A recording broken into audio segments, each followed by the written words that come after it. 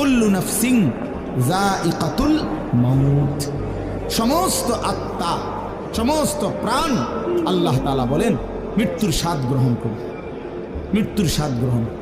কুল ইন্নাল মাউতাল্লাযী তাফিরুনা মিনহু ফাইন্নাহু মুলাকীকুম।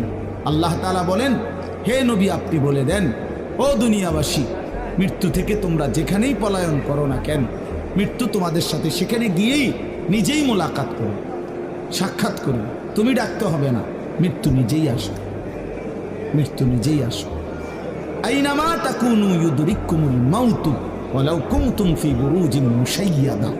আল্লাহ বলে, তুমি যদি এমন একটা বিল্ডিং বানাও, ঘর বানাও, যে ঘরটা অনেক উঁচা, যে ঘরটার উপর দিয়া কেউ ভিতরে ঢুকতে পারবে না, যে ঘরটার মধ্যে একটা ছিদ্র নাই, একদম আটকানো, তো এরকম একটা ছিদ্রবিহীন সুউচ্চ ঘরও যদি তুমি বানিয়ে